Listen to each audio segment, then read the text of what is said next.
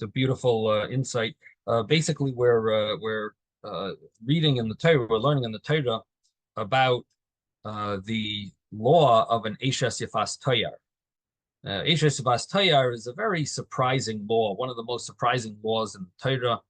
And the reason why it's so surprising is because it's permitting something that you would never think that the Torah would permit. Telling you that if you go out to war against your enemy, and Hashem puts in your hand some captives, or puts the enemy in your hands, and you take captives, you find a beautiful woman among those captives, and you desire her, you could take her for a wife. That's the first verse of this week's Torah portion. Now, if you told that to someone who wasn't familiar with it, they probably wouldn't believe you that the Torah is permitting you to just take a non-Jewish wife as a to marry this woman who you found. I mean, it seems like the opposite of marriage. It's just simple lust and not doesn't sound like something the Torah would encourage. Doesn't sound like a Jewish marriage at all. And it sounds almost like you're dealing with someone marrying a non-Jew. And but the Torah permits it, and of course, there's many discussions among the commentaries in Jewish law and commentaries of the Chumash, how exactly the exact rules, what are the exact rules of this person with regard to marrying her, because in the Torah itself, it is a little vague. For example, after it mentions this law that you could take her for a wife, it says, right after it says, you will take her into your house and you will shave her head and you will have her nails grow long. So what you're doing here is you've been at war with an enemy and you took captives. You fell in love with some woman who was a captive, not Jewish, and you're going to marry her. But the Torah doesn't really tell you, doesn't say clearly when you actually marry her. It says, well, you take her. You take her for a. It says you take her for a wife, but then it says you take her to your house and shave her head and make her nails grow long and remove her beautiful clothing. And she's supposed to sit in your house and cry for her father and her mother for a month, Yerach Yamim, which is a month of days, 30 days. And afterwards, he can come to her and have relations, and she could be for a wife. So does that mean that they weren't allowed to have any relations before this? In other words, it's a 30-day wait period that he has to wait. So there's discussion among the commentaries, and we're not going to be studying that part of this of these laws. We're really just going to touch on the first verse and the mystical dimension of it. But I'm just sharing with you that it is a topic of discussion. What is the schedule of this Eshes Yafas Tayar, this woman who's a captive, who the Torah seems to permit? And one of the things that the Torah also, even though the Torah is permitting her, is that the Torah is also trying to make her ugly in your eyes. So the Torah, on the one hand, permits her, but it also wants you to be almost disgusted with her by the fact that she's going to cry for a month for her father and mother, and she's going to be with her long nails that are, just being not long in a sense of fancy, but long in a sense of getting ugly.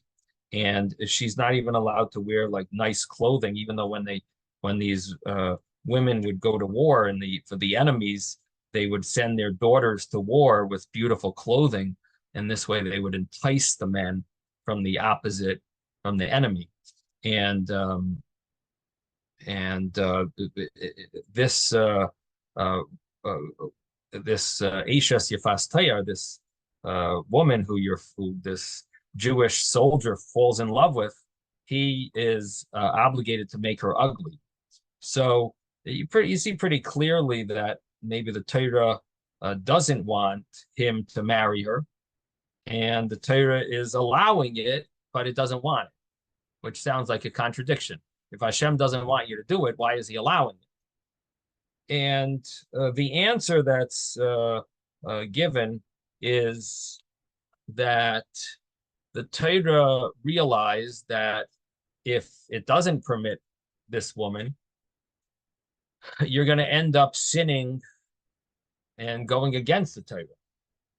And therefore, the Torah says that we are going to permit it. But you should know that you still have to do tshuva. So here you have an interesting case where you're allowed to do something, but at the same time, it's not the ratzon of Hashem, so to speak. It's not the will of Hashem, but Hashem is permitting it. And it is brought down that you would still need to do some type of tshuva for this type of act. But what it does say, and what it does imply from this, is that every other law of the Torah is capable for us to fulfill, because this is the case where the Torah knows it's not going to be possible for someone not to transgress this. So here the Torah says it's allowed because you wouldn't be able to control yourself. But in a case, it basically shines light on every other law of the Torah, that every other law of the Torah obviously we are capable of handling, of going against our evil inclination, controlling ourselves and fulfilling it. So that's just the simple meaning of these verses.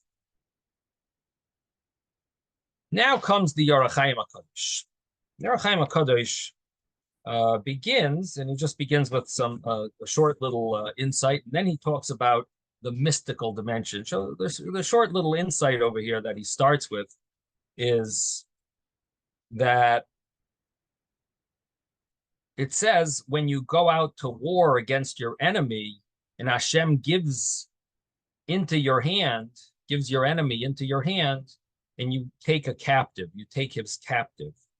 And the Ohr Hachaim says, why does it have to say that you go to war? And this, just speak straight to the point. You took a captive, you fell in love with her. You go to a war against your enemy. It seems it's very verbose. And then it also says against your enemy. So it's like you're going to war against your enemy. I saw a captive woman. I fell in love with her. Why does it just mention that?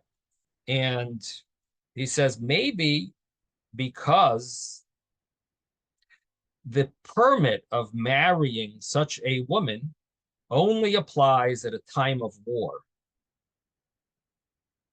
If it would not be a time of war, this would not be allowed.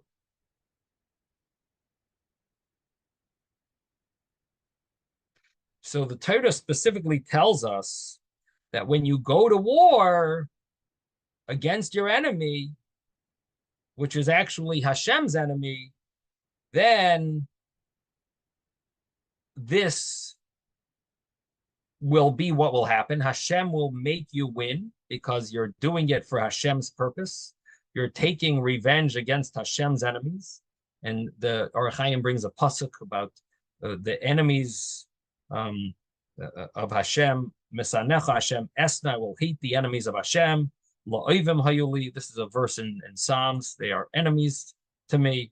And this is why you should go to war. So in other words, when you go to war against your enemy, meaning the reason why you're going to war is because this is an enemy of Hashem. And in such a case, Hashem will make you win.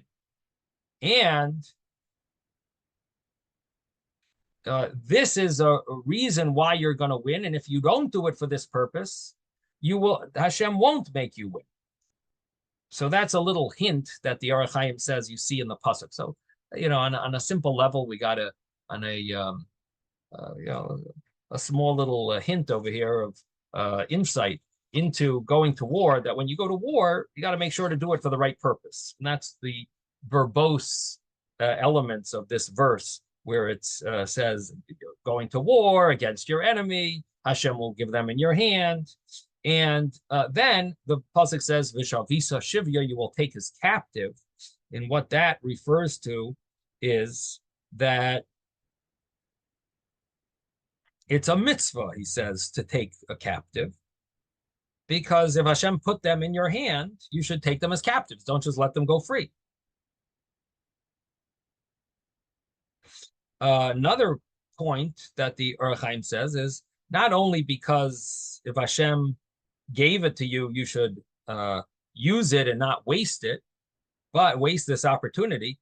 But it could be also that you're not just allowed to take a captive when you fall in love with some woman, but only because they are, this is, you can't just go and say, well, it's permissible, let me just grab someone. It's because you're fighting a war and she's a captive. And once you have a captive and you see in the captivity a woman that you fall in love with, and she's yours, in other words, you captured her, then you would be allowed to marry her, as we see the whole process of how, more or less the process in the next few verses. Now, it says when you captures his captive. And that means that, what does it mean, his captive? So the Ohr Hachaim brings a medrash that says, well, because we're talking about a war that is not a war of where you're obligated to fight. It's a war of reshus, where you're in, the country, your country wants to conquer new land, and so it's called a milchemes reshus. It's a mitzvah, not in a sense of obligation, but more of a reshus, like a permit. You're allowed to fight this war, and you're going to do it for Hashem. These are enemies of Hashem, but it's reshus. It's a permit. It's not an obligation. It's not an obligatory war. And it says that even if there's one of the 7 nations that you capture, normally you're not allowed to let them live, anyone from the 7 nations. But since this is a milchemes reshus, this is not an obligatory war. It's only a permissible war. So you would be allowed to have such a captive from the Canaanite nations, and people from other nations that were captured by this enemy. Even though they're from the 7 nations, that would be permissible for you to take as a captive. Now, so that's your enemy's captive. It's his captive. In other words, it fits with the grammar of the verse, and you will take his captive. So let's just summarize what we've learned so far. So far what we learned is that the Ohr Hachaim, the way he's learning this pasuk is that when you go to war, and this would be the only time that it would be permissible to have an Eishes Yifas Tayar, is because it's a war, and it would be prohibited other than wartime. It says when you go out to war, it's on your enemy, against your enemy, which the Ohr Hachaim understands to mean that you should have in mind that this is your enemy. You should know that this is the enemy of Hashem, and you're fighting this war because those that hate Hashem, or those that are enemies of Hashem, are your enemies. So you should know, you should be fighting, feel that you're fighting a war. These are the enemies of Hashem, and they're basically your enemies. And it says, it brings the pasuk, right? Those that hate you, Hashem, I hate. So in other words, you're fighting a war. Have in mind that you're fighting against the enemies of Hashem. You're basically Hashem's emissary to fight these people. And Hashem will make you win if you do it for the right purpose. And you will capture his captive and which so far we're seeing means that even if the person comes from the seven nations, you're allowed to take such a captive, even though normally we're supposed to kill out the seven nations. Nevertheless, you would be allowed to keep this and even marry her. This is a case where this is going to be an Eishes Yafas Toyar, where you would even be allowed to marry this, even though it says Loisa Chaya Kol Neshama, you're not supposed to let anyone live. And here we're going to permit these Canaanite captives that are in the land of some other nation, and they're captives in some other land. We would be allowed to take them as captives. We don't have to kill them, and you could even marry such a woman. Okay, now he mentions another point, and that is that Hashem will give the enemy into your hand, and basically Hashem is promising that you will conquer the enemy. So it says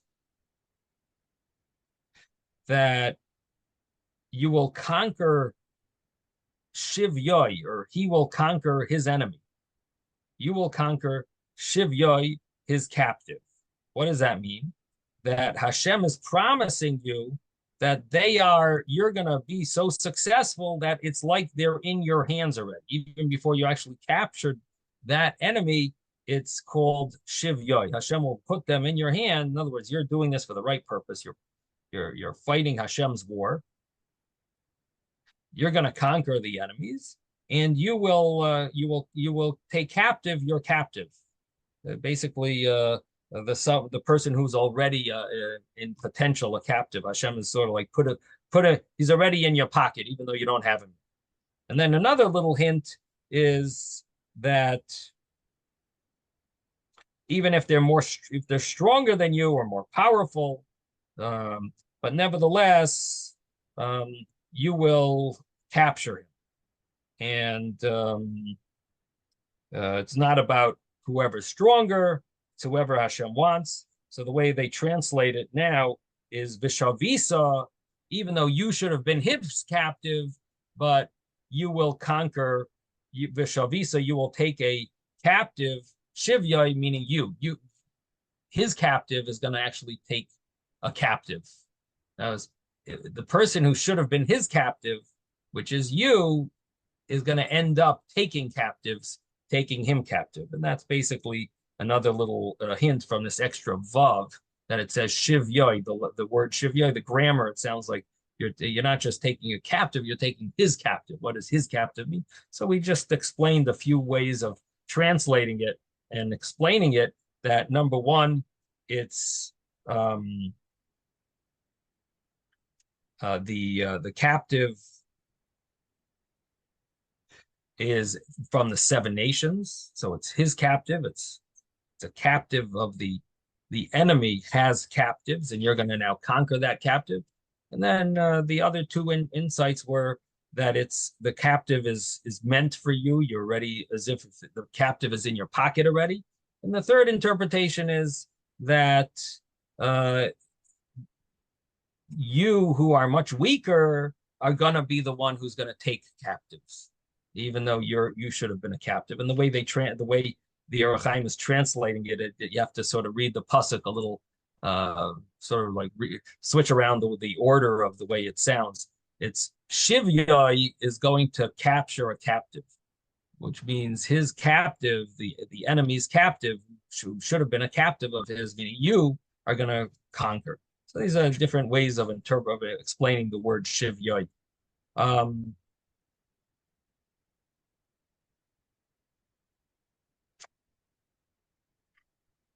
So according to this, what comes out from this, and what we explained about that it's possible that the permit of capturing such a captive is only when you're the one who captured her.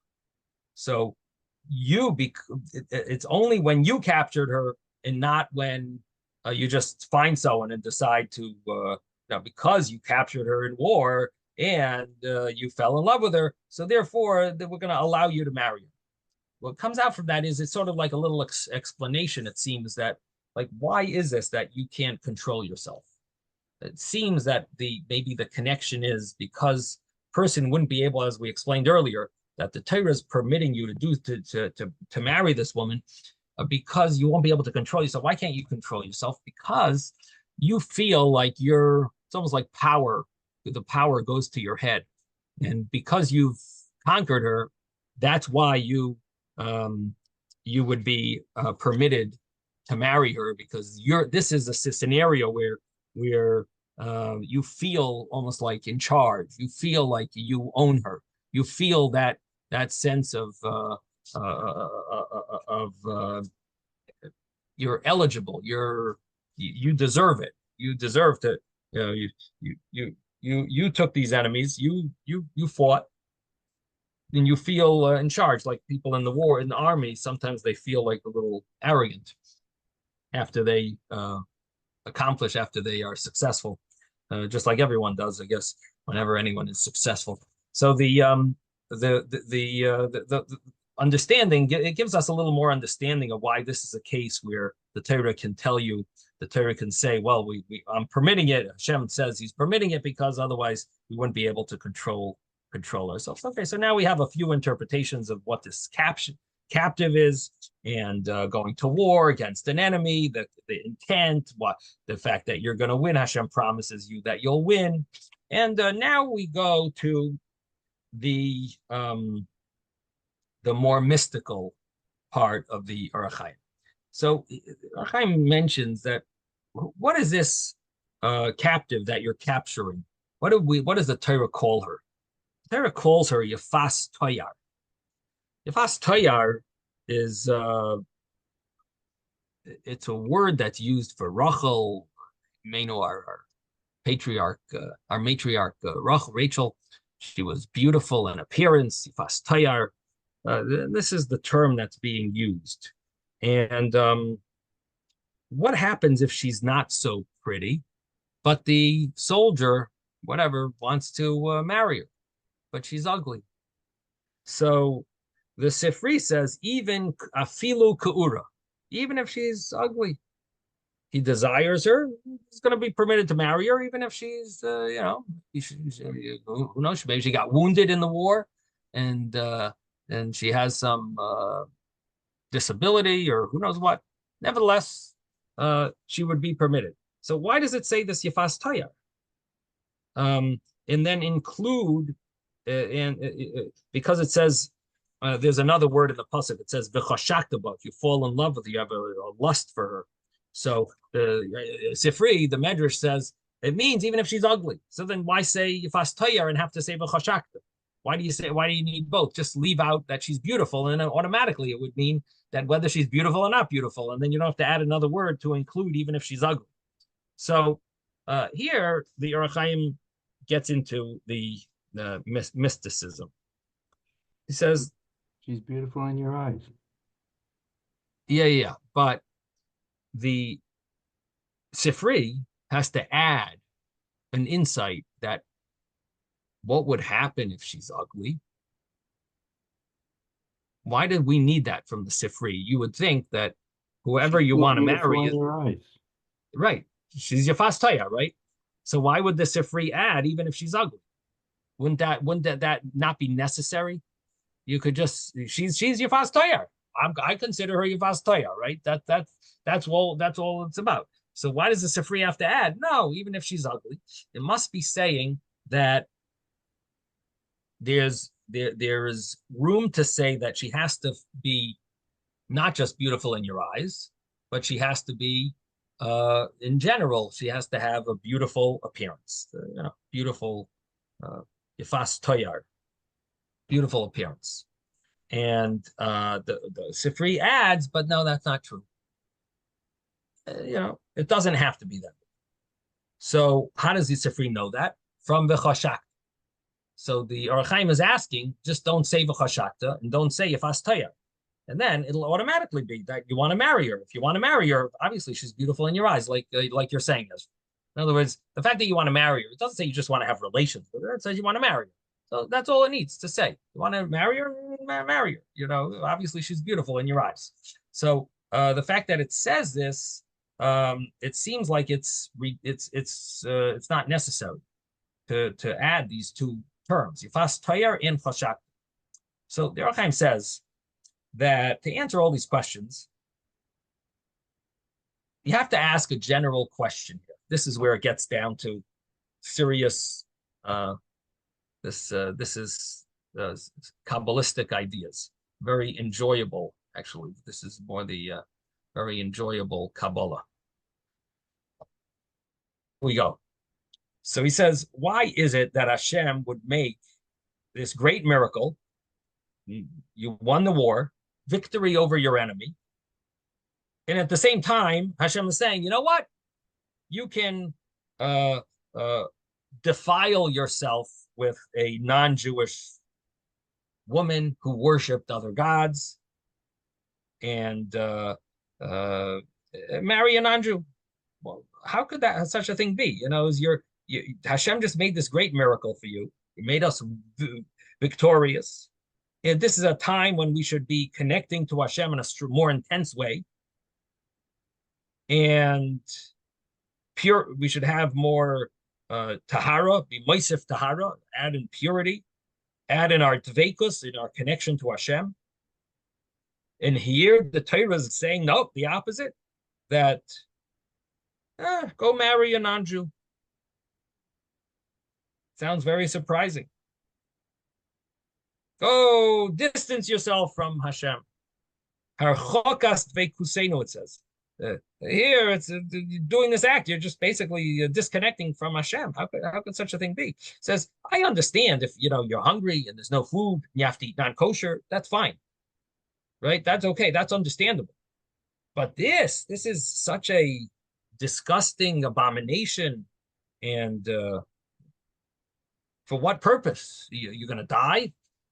What this is, you're in a life or death situation. Why is the Torah permitting this? Just think about the miracle that just happened to you. You just won this war. So, as we explained earlier, on the simple level, or on the at least Talmudic level, that the Torah speaks against the Yetzer Hara, and the Torah had to permit it because you wouldn't be able to overcome the temptation. But the Ohr Hachaim says, really? Shouldn't this be the perfect opportunity for you to fight your temptation? This would seemingly be a great opportunity for you to subdue that evil inclination, the Yetzer Hara, and especially at the time when Malkam Beroisham Lehilachem Lahem, when the king is at your head fighting for them, for the Jewish people. This would be the perfect time for you to strengthen yourself. You see Hashem is helping you. It'd be a good time, like a great miracle happens, so and he gives tzedakah, wants to help, wants to do an extra mitzvah. Wow, look, Hashem just gave me, fulfilled my wish.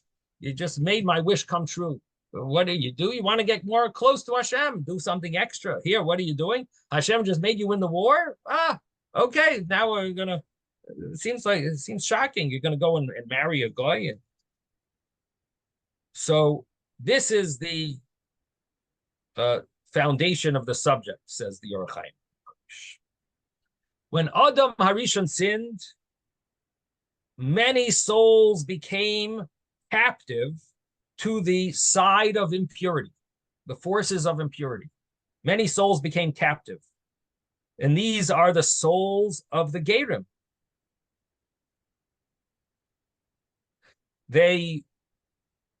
What does that mean?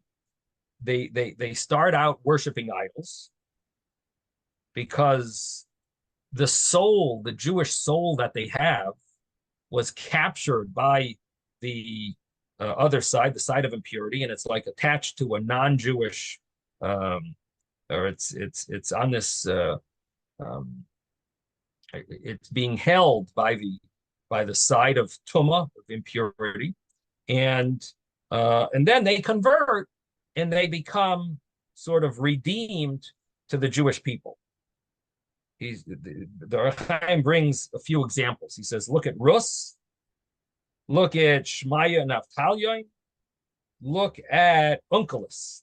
These were great people who they were either themselves Gerim, like Rus from Moab, And Onkelos himself was a ger. Shmai and Avtalion descended from they were descendants. And look at these people, many like them. And basically, their souls were held captive by the side of impurity, but then they rejoined the Jewish people. So they were all part of Adam Arishan's soul. And when he sinned, so the impurity sort of like took captive many of these souls. So they need to be released. They need to be saved and released from the side of impurity.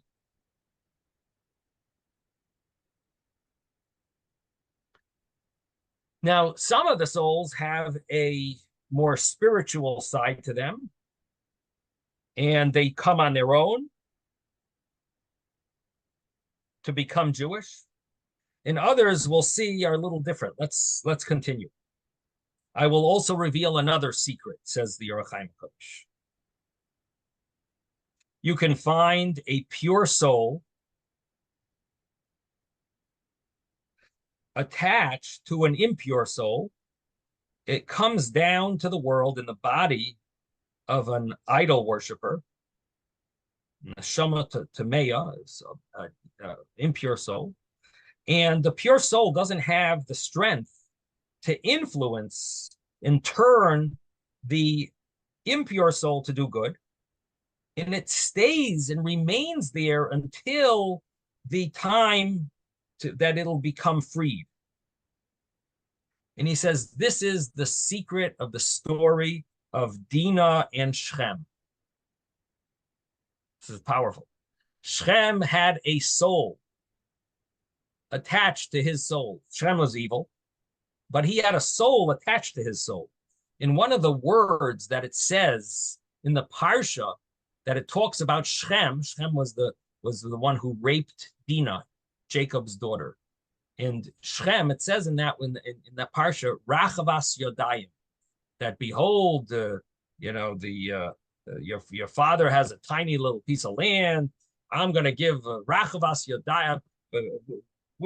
You'll come to if we get married, you'll have huge land. Now the word Rachavas is a acronym. Rebbe Chanina ben Teradyon. That means the soul of Rebbe Chanina ben Teradyon was attached to Shechem, this idol worshiper, this evil rapist. Shechem was holding on to the soul.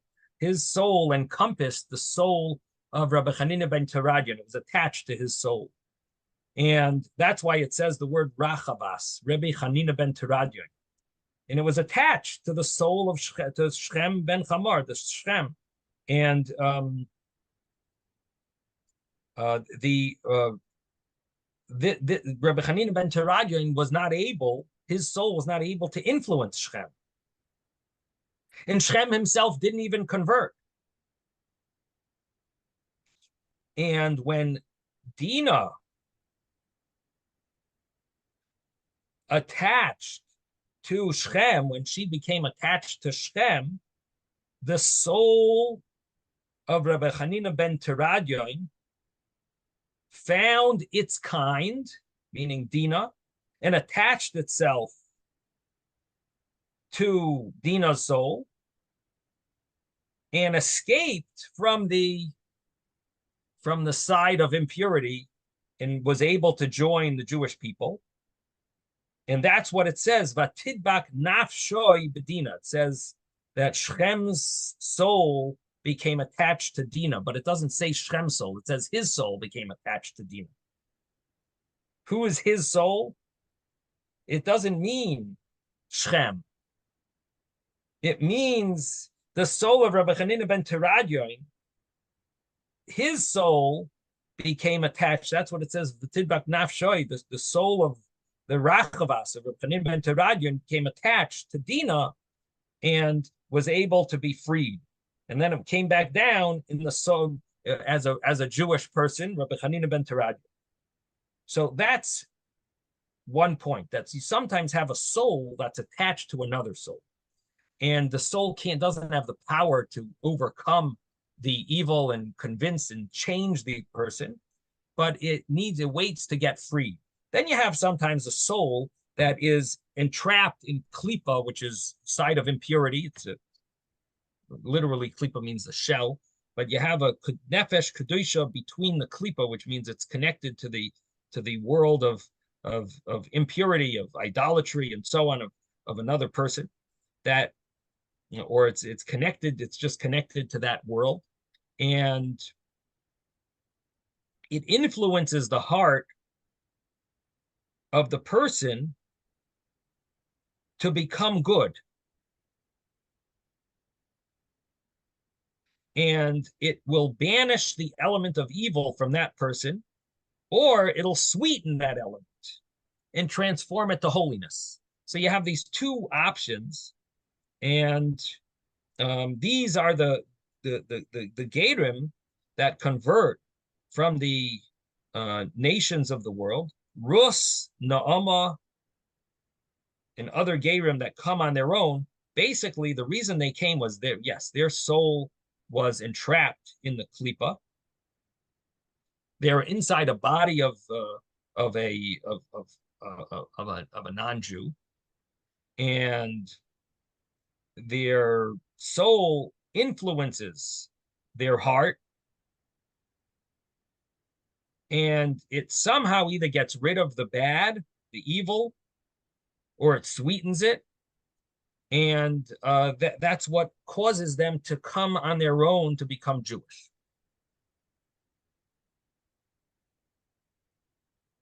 Now, he says, and one more point, and that is that if a person's in the middle of doing a mitzvah, he has a special light from the Shekhinah, and that light, it envelops him, and it removes impurity from within. Like it says, Shomer mitzvah, someone who fulfills a commandment, who observes the mitzvah, lo yeda davara, will not know evil. Especially like a person doing being an emissary to do a mitzvah, is on a mission. They're sent, shluchei mitzvah. So it says that no bad will happen to them. Why? Because the Shekhinah envelops the person, and it removes any aspect of evil or impurity, and it removes the desire it removes the Yetzer Hara basically from them. And if one is involved in a sin, then the spirit of impurity attaches itself to him and brings it brings crookedness, makes him act crooked, and brings impurity to him. So what comes out from here, what we've so far seen in this mystical insight of the Ohr Hachaim HaKadosh, is that people who are converts are from either because what it boils down to is their soul was taken as captive when Adam sinned with the tree of knowledge, and those the side of impurity grabbed these souls, and the soul comes back to Judaism either because it gets freed, like the case of Reb Chanina ben Teradyon, because it somehow that non-Jew attached themselves to a Jew, and the Jewish person is able, somehow that attachment causes the soul to be freed, and like with Reb Chanina ben Teradyon and Dina, or sometimes the soul itself, it actually overcomes the evil that it has. It's a soul that was attached to klipa. It's hostage by the klipa, and it now redeems. It overrides. It overcomes the evil, and it refines the heart, makes it good, or it banishes the evil, or it transforms it into good. And that's a person who converts to Judaism. And so those are the two types of situations where you have a soul that returns basically to Hashem, that it's captive. So as you understand, we're getting into this because we're dealing with a captive over here, and this is the secret of this story where we're going to be bringing someone in this situation. It's a Eishes Yafas Toyar. We're going to soon see how he's going to take this soul back to holiness, possibly.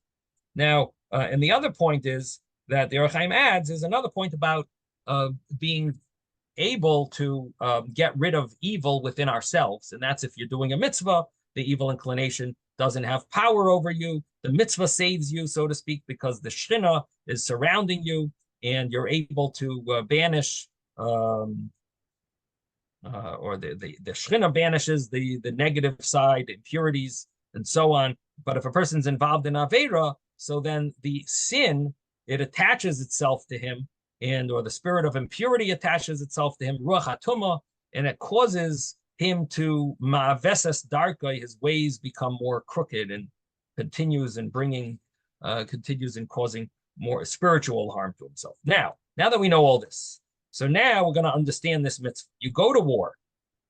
So the way we explained it is you're going to war. This is like a mitzvah. Now, it doesn't mean that the war is a mitzvah, because we explained, Rashi says it's a mechemes reshus. It's not an obligatory war, but it is a mitzvah because you're fighting the enemy of Hashem.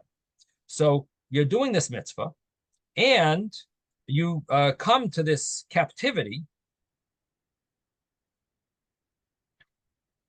You come to have captives, and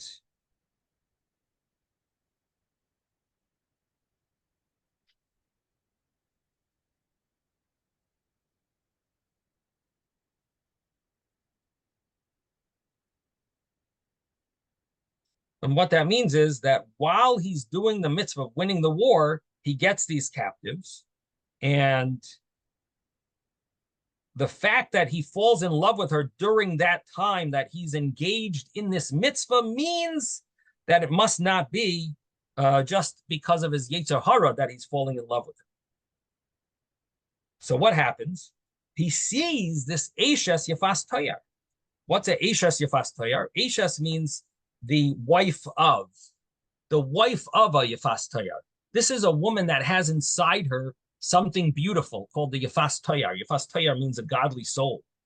She is someone that has, so in other words, Ohr Hachaim brings that the Gemara says it means even if she's a married woman, but which obviously is correct.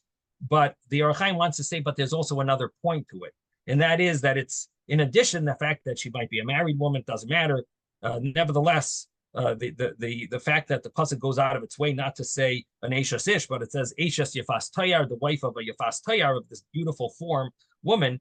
So it's coming to tell you that because it came to him while he's involved in a mitzvah, therefore Hashem will open his eyes to recognize that this woman has inside of her a beautiful form, which means a neshama.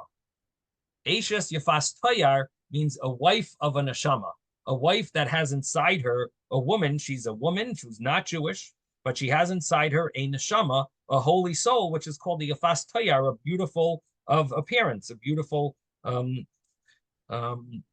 beautiful soul. And this is why the pasuk calls her an Eishes Yafas Toyar. Now, you recognize this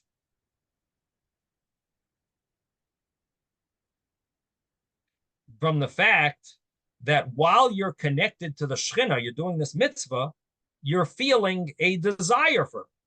It must be that it's something very good. And you desire, it says ba, you desire in her. It doesn't say you desire her. You desire ba, v'chashakta ba, you desire in her. What does that mean? You desire the soul that's in her. You're not desiring her. You're desiring in her that soul, that holy soul, that pure soul, that beautiful soul that's in her.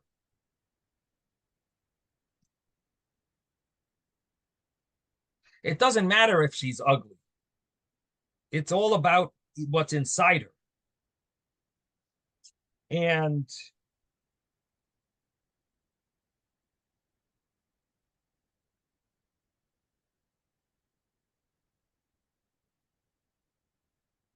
And the Ohr Hachaim continues and he says, you will take her leisha, for a wife. Why does it say you will take her for a wife? And it doesn't use the word la like it says by the other words. It says v'havesa, you will take her. Uba'alta, all of them have the dot in the hey, which basically mean that it's adding you taking her. Here it just says you will take. It just says v'lakachta. It doesn't say v'lakachta oisa. And what this means is that it's not so visible what you're taking. You're taking a soul. It's not about taking her. You're taking the hidden thing that's inside her, that soul. And that's what it's all about, that you want to take that soul, which is called this Yafas Tayar, because when you connect with this woman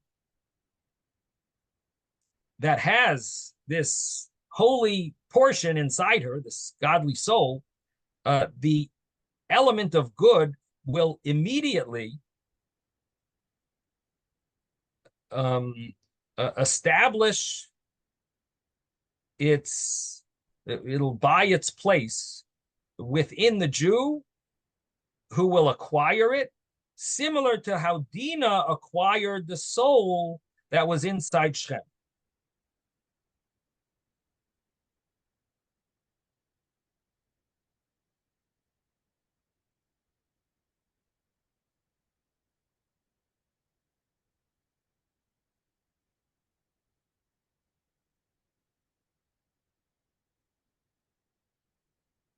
Now, there are two ways, and there's a 30-day period. And the way it works is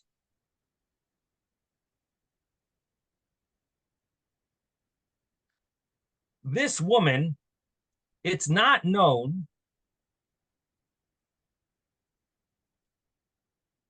if this captive that you fall in love with, if the soul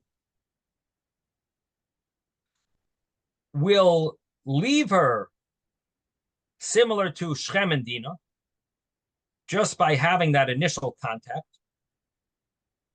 And after that, the woman will stay with the portion of evil and emptied of the holy element, or maybe she will change over to become good, similar to Rus and Naama. So in other words, we don't know yet what type of convert she's going to be. So on this, it says you bring her to your house and you have to remain separate from her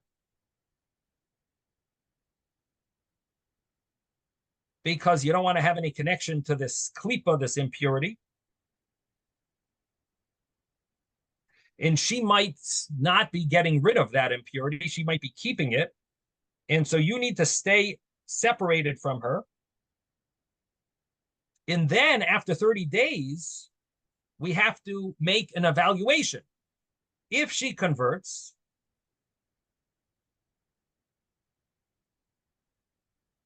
she will be like Rus and Naama, and she has gotten rid of the evil, and she's been drawn to holiness, and she will be for a wife, if he wants.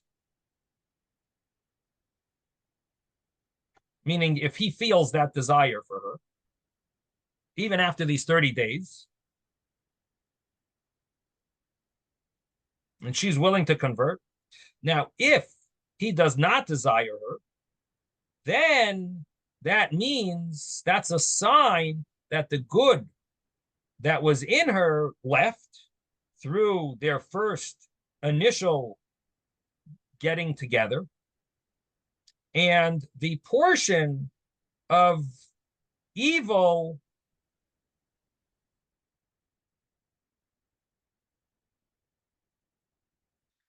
stayed with her.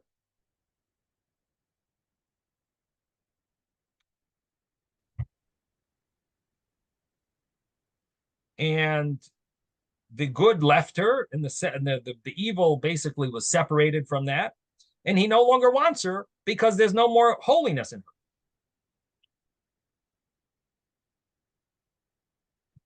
And so this is the purpose of the 30-day period.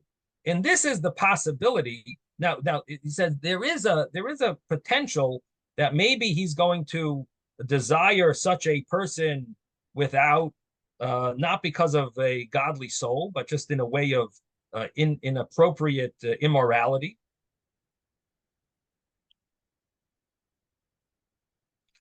And the answer is, as the Ohr Hachaim explained, no, he's involved in a mitzvah in the first place. But after the mitzvah is done, he's not in battle anymore. Rebbe? He no longer can fulfill this. Yes. Moshe Chaim Schwab has been saying that when it says 3 times in the pasuk, 30 days. So he goes, La'ilam, it ends up being 90 days.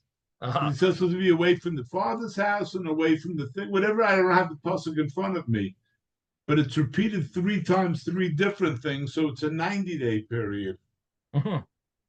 Okay, but there's a lot of Rishonim that talk about it. It's not like something you could just go and interpret.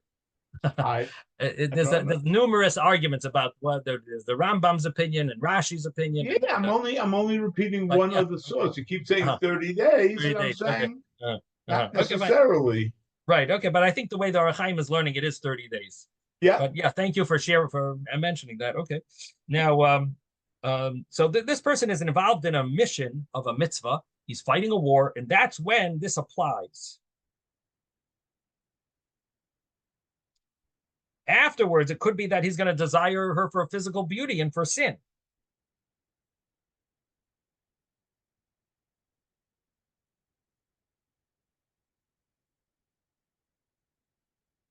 Now, he says that's the Ohr Hachaim continues. It mentions, and that's the command that she has to shave her her head, and let her nails grow long, and all these things that make her look repulsive, removing her beautiful clothing and putting on more like ugly things, and she's crying. This is all to remove the natural desire that he would have for her. And if she converts and he wants to marry her, that is a sign that she has, in fact, become nismatka, like masoik, sweet. She has become sweetened from the soul, her holy soul, from the godly soul, and the portion of klipa has been removed from her, and that would be the reason why he still has a desire for her and he should marry her. But if he doesn't want her, and it doesn't say he doesn't want her, it says doesn't want in her. And again, what does that mean, in her? He doesn't want the portion, the soul that's in her.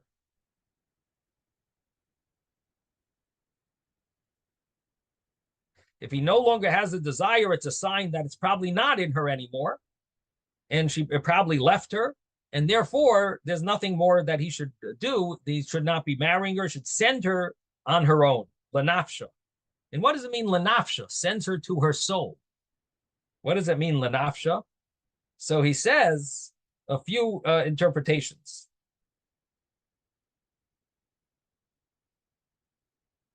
First, he says, so why don't you want to make money on her? Why are you selling her? Why don't you sell her? Why are you just sending her free? So he says, first of all, this is she is part of the captives that Hashem gave him. And it would seem like you should benefit from them. If Hashem gave it to you, you should benefit. So that's part of the question. She's one of the, since she's part of the captives that Hashem gave you, maybe you should benefit from her. Why are you just letting her go free? So the pasuk says, send her lenafsha. Send her to her soul. What does that mean? So one interpretation is send her because of her soul, because you benefited already from the soul, you got the soul, you extracted the soul,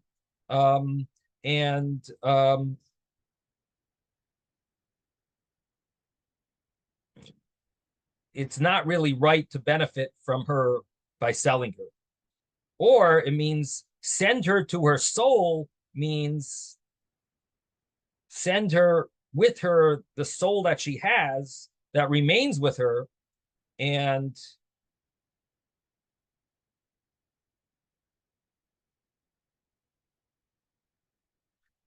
just send her to her soul, not the other soul. Just send her, in other words, you send her to her soul, meaning to her God, to her animal soul, her goyish soul. And it says, but don't sell her. And the reason is this idea that, once you benefited from her by, you emptied her out, you caused her like something negative because you took away the good in her. You took away the good soul in her. So therefore, it's not so right to go and chase after and sell her and benefit from her. It's almost like what it says in Tehillim, that the nations of the world, after the Yidden are persecuted, they go and they, after, let's say after we're punished, then the nations come and do their persecution. And it's not right that they see the Jewish people stricken, and instead of having pity on them, they persecute us further. So the same thing is with us. We're not supposed to do that to someone who we, so to speak, we didn't exactly persecute her, but we did take away the godly soul, that was attached to her. And so now we're not supposed to really do anything to benefit from her. Instead, we should send her, send her for free. And then it says, Tachas asher inisa, because we pained her, afflicted her. Now, what does that mean? We didn't really afflict her. So what does this mean?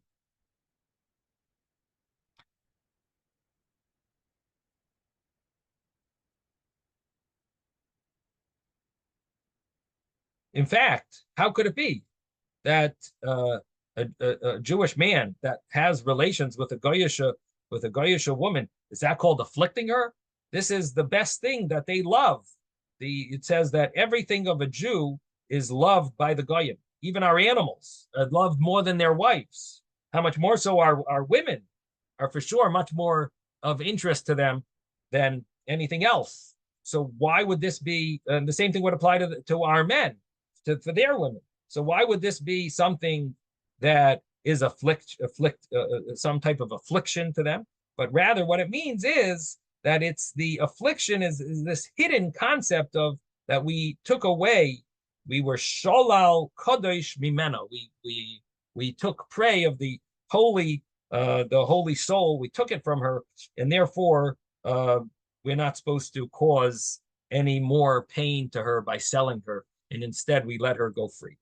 So that's the main point of the Ohr Hachaim, explaining a whole new dimension of this law of how what you're really doing is more of a mitzvah rather than, in other words, the simple understanding. Of course, there's the Gemara understanding of the pasuk, but then there's more al pi Kabbalah, the drush, the soid, the secrets, the mystical dimension of this pasuk, and how it's all about saving a soul from being captive and allowing it to return to holiness. Yes, David. I don't know if I missed it in the beginning. Were you saying that these souls, where did these souls come from? So it started from Adam Harishon when he sinned with the the Eitz Hadas. When he sinned with the tree of knowledge, it caused that the many souls were grabbed by klipa, by the side of impurity. They grabbed many Jewish souls. And so we're trying to get them back. And that's why a person would fall in love with this.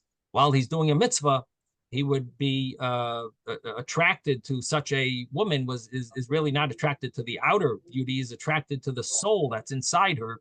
And that's why he's trying to get that soul back to holiness, similar to Dinah with Shem, and either that type of a soul that, having a connection to a Jew causes the soul to return, or possibly the person will convert. And that's of course, the ultimate, is that the entire person is affected by the godly soul in it, and it actually causes them to want to change their ways, become Jewish, and do an actual conversion. It's a very spiritual concept, but this is the deeper meaning of what's going on in the world. With I thought that there was souls that were created when he separated from Chava, for was 130 years, Uh-huh. and Yes, there it does were say those were the souls of Sodom and Gomorrah. okay, Yeah. There is some Kabbalistic stuff about that. That is and there was interesting. there was Lilith. I think it's much more than just just one soul. It's numerous souls that were all the Right. people of Sodom and Gomorrah, and they repeat it, and maybe they were the people that were that from Noach, from Noach's Right. generation. I think it repeated itself a few times. These are these Gilgulim Gilgul, stories, yeah. teachings. But I don't have it fresh in my memory. But yeah, there is such a concept about that. It's come from the 130 years that he separated, Adam and Chava separated. But anyway, okay, so this is the insight of the Ohr Hachaim. It gives you a whole new dimension of what's going on in the world. Then the Ohr Hachaim really continues with a whole shot about how we're supposed to realize the Yetzer Hara, and we're always going to war with our Yetzer Hara. And he does go through a whole bunch more of insights on this pasuk as well, how it applies to a person individually. But anyway, we're going to stop here because my time is up. Sei gesund, everyone. Have a wonderful day, evening, and if I don't see you before Shabbos, have a wonderful Shabbos. Thank Thank you, Rabbi. Bye. I hope to see you. Bye.